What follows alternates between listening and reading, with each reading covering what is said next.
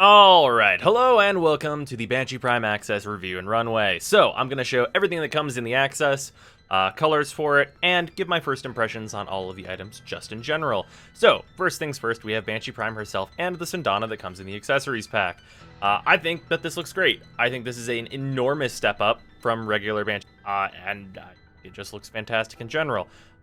It does, however, have an issue, I think, with other helmets. Banshee Prime suffers from a real bad case of long neck, so using other helmets with this looks a little weird. It looks a little strange, if I'm going to be completely honest with you. So beware of that. But with the Banshee Prime helmet itself, I think it looks fine, just because the shape of the Banshee Prime helmet helps it out a whole lot. So that stuff's fine. Before we get to recoloring, she does have a specific piece of armor that you can replace, and you can replace it with the Soprana armor. So you can replace that with any shoulder armor you'd like, but you cannot remove it and have no armor, which is worth noting. And then aside from that, we have the Capella Sundana. I think this thing looks fantastic. Honestly, this is probably the best Prime Sundana we've had since probably Vauban's. It's really, really good. It colors very, very well.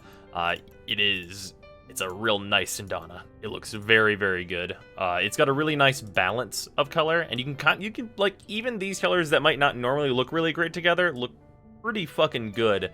And its energy color, just the way that it like fans out, it looks really nice. It's very well detailed. It's a really good Sundana. I also enjoy how it's got like the opening in the middle so that you can see if you got like a sigil on your back. And this looks good on quite a few of the Warframes I've tried it on. So very good Sundana there.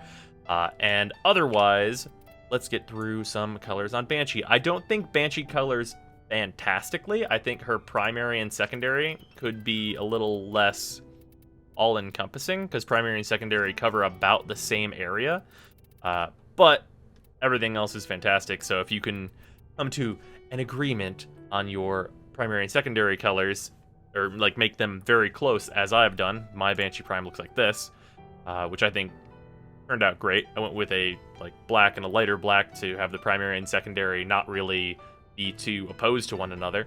I think you can get some really good colors going on her. So with that, let's go through a bunch of them so you can see what kind of stuff you might be getting into with Banshee Prime.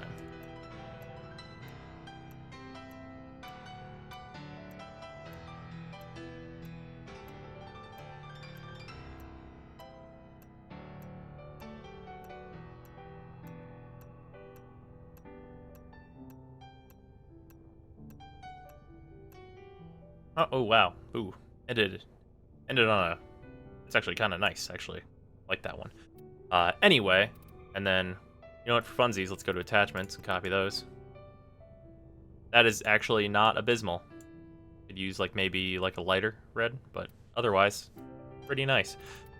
Surprisingly, that went better than anticipated. Okay, so that's Banshee Prime cosmetically. Now, let's talk about what she herself has to bring to the table in terms of upgrades and things. So, compared to regular Banshee, we have more power and more armor.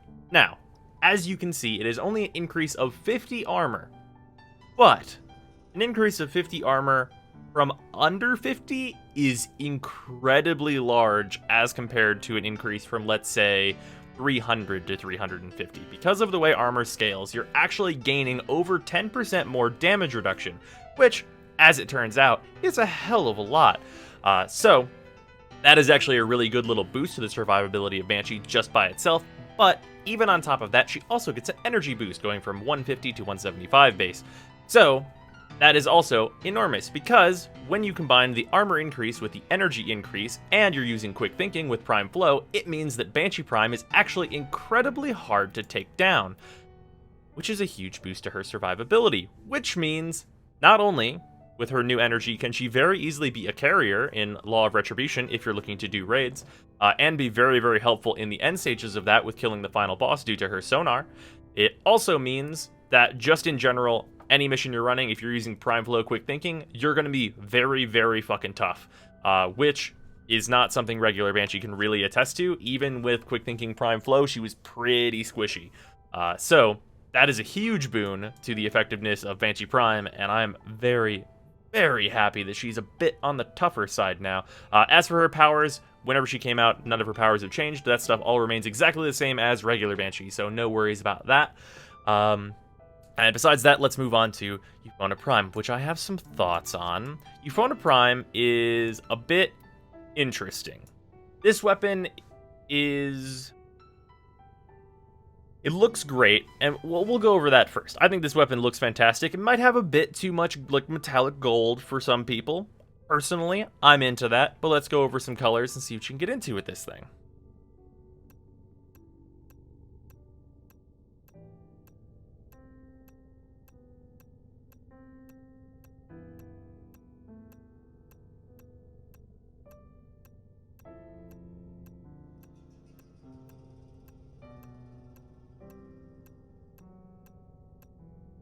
Alright, there you have it. That's the Euphona Prime. I think it looks pretty good. Visually, can't complain about it. Also, worth noting, when you fire this thing, you spin it like a Marilock, which is dope, and it has an amazing reload animation, which we'll show in a second. But, at base value, if we're just going to talk about the Euphona, it has really high stats. So, you can see how much damage it does. It has about 325 just overall physical damage that it's doing, 2% status, 2-second reload, which is much faster than you think it is. It is not generally silent, but because I have it equipped on Banshee, it is viewed as silent, because anything Banshee is using is silent. It has a magazine capacity of 5, and it fires pretty fast at 1.5, and has 30% critical chance and a 2.5x crit multiplier, which is real fucking high. So, comparatively, if you'd like to see some stats, the Lex Prime, which we all know is a very, very strong weapon, has about 150 base damage, has 25% status, so significantly higher, but has a 2.0 critical multiplier and 25% critical chance, which means the Euphona Prime hits like a motherfucking truck. It hits very hard. It is very damaging, which means that this thing is the new top dog for damage output, like per shot, on a per shot basis, because it is a shotgun type secondary, but it uses slugs in its main firing form. Now, the other thing that's really worth noting about this is that it has a second firing mode, or its alternate fire, rather. That is a spread shotgun that is slash based. It changes the damage spread from being impact focused to being slash focused, and it also swaps the base critical chance with the base status chance, which means you have a 30% status chance shotgun on your alternate fire that is slash focused, which is very good. Some of you may know that from somewhere else, as that being the kind of damage spread the Tigress Prime has. That means that if you're using all four of the dual stat mods, whenever you're using your alternate fire, you have a 100% status chance on every single pellet that you fire, which is a hefty amount of status. Now, here's the thing about that, though. I personally do not think that that is worth using, because this weapon has an enormous downside that it feels like no one is talking about. If you're going to use this weapon, you get very little ammo, and it's not displayed here. You only... Well, we'll show it. Let's go to the simulacrum, we'll shoot this thing a little bit, show off some animations, and we'll talk about the downside a little more. Alright, so now we're here in the simulacrum, so let's show off these animations real quick. Looks real good. Reload is snappy. Good stuff. And then the alternate fire you can see is the spread. It's also really worth noting, one second, max ammo, you get 45 shots. As you can see in the bottom right, you only get 45 shots with this thing. For a status build, that's very few shots. This thing does use pistol ammo, but you only get 45 shots. That's very low. That's very, very low. The other thing about this weapon is that it has travel time, which I've also seen no one really talking about. The way you can tell if a weapon has travel time, even if it has very high travel time, which this weapon does, is if you try and shoot through a wall. So if I'm going to try and shoot over there, it hits this wall in front of me. This weapon does have travel time. As anyone who knows what the difference between travel time and hit scan is will be able to see here. This mode does not. Your alternate fire is hit scan. But because this is a spread, that matters kind of very little.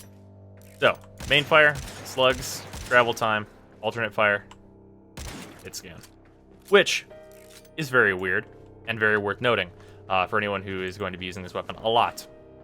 So, its ammo limitations lead me to believe that this weapon will be significantly better if you just focus on its incredibly high damage. But of course, without leveling it, I don't know yet. That being said, this weapon comes with 3V polarities, which is fantastic and is going to make this very easy to form out.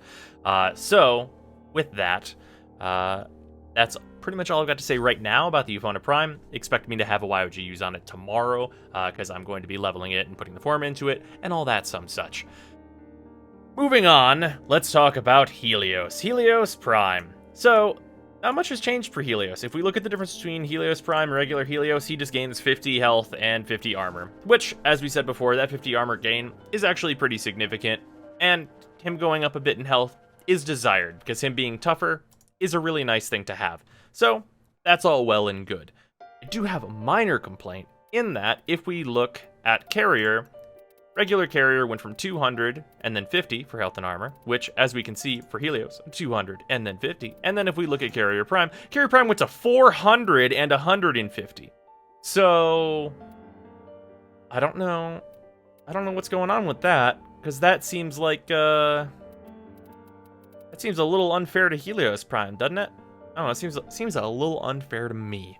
Have my little scan bot not really be as tough as the Prime version of the pickup bot, or the original pickup bot, rather. So yeah, there's that, which is a minor complaint. Him being tougher is still, of course, an advantage. And Prime Access comes with the Ictus Prime set. We're going to look at B, so you can see them in their base colors. This is the base colors of everything. I think it looks quite nice. I think Helios Prime looks pretty fantastic. And also, without the armor, this is just Helios Prime without the armor. I think he looks actually still quite good. I do prefer the armor, though, and this is a really nice set of armor in and of itself. So, with that, let's go through some colors of Helios, see what you can get into it.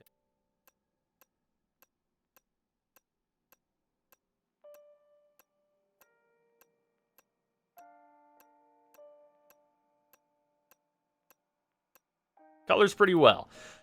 So, with that, now let's go on to his attachments. These things I don't think color very well, and it's mostly because their main color is, like, the huge bulk of, like, what's going on here. Like, most of the color on this item is coming from your main color, which is kind of a disappointment, but also, these things look fantastic either way. So, just a minor complaint. Turn him so you can get the tail in there. Really good armor set overall. I think the accessories pack is probably the most worth it right now, because the Prime Sentinel accessories, these are really versatile and can go on a lot of Sentinels well, and that is pretty desirable, at least to me, which means that I think that if you're looking to get anything, the Prime accessories pack is definitely worth it, because I am really digging the Sindana, and I'm really digging the accessories for the Sentinel. But overall, I think this stuff can be farmed out. Just farm the actual items themselves. If you're gonna buy anything, I'd probably suggest just getting the accessories pack. So with that, oh yeah, we forgot to mention one last thing because it doesn't really matter too much. Deconstructor Prime. This is Helios Prime's weapon. It's a 25 boost to damage. That's it. Nothing really to write home about there. It's kind of nothing. You also probably realistically shouldn't be using a weapon on your Sentinel anyway if you're using one. So kind of neither here nor there. So it's pretty much just going to be there for mastery points. But anyway, as I was saying, probably the most worth it thing here is definitely going to be the accessories pack. That shit looks fucking dope. Really, really good accessories pack around this time, as compared to the minor disappointment we had last time. But otherwise, if you like Banshee, if you really like Banshee, you already bought this. Like, let's be real here. And Helios is not as much of an upgrade as you might want, so probably just farm him out. And the Euphona, we're going to have to wait until tomorrow to see if that's really, really worth getting, because I'm going to need to test it a lot more. It does do a lot of damage, though. So there's that. Hope you guys enjoyed this video, and I'll see you tomorrow.